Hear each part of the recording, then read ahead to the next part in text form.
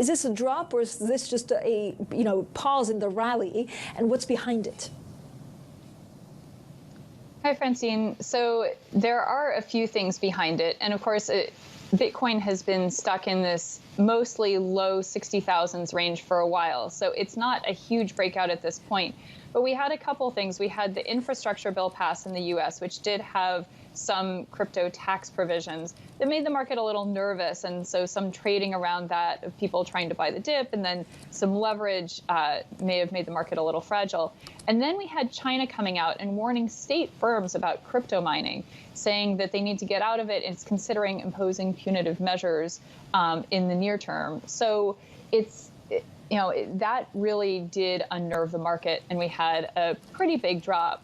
So crypto is definitely at the lows for the past 2 or 3 weeks. So, Joanna, what kind of longer-term implications will actually all of these factors have?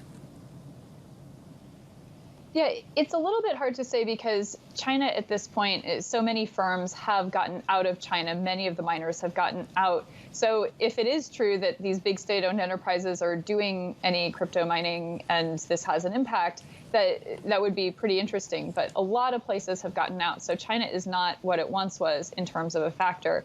So we'll have to see if it does cause any longer-term issues. But still, crypto bulls are talking about that 100,000 level for the end of the year. So they're pretty undaunted by it. But it does mean some choppiness in the near term, probably. Joanna, this is probably the most difficult question I'm asking all day. What's the near-term outlook for crypto prices? Yeah, so it is likely to be somewhat choppy here. And of course, crypto is quite volatile. It can go down just as easily as it can go up. It's easy to see a drop of 10%, 20%. So actually, these drops are not all that severe relatively. They happen every few weeks. But again, the bulls are saying 100,000. There is the round number level of 60,000 on Bitcoin. It's just a little bit above that now. We have resistance around 65,000. So we could see we're likely to see some choppiness, but also the fourth quarter does tend to be good for Bitcoin. We have seen a lot of bigger holders continuing to buy. So the market could be underpinned for the next few weeks at least.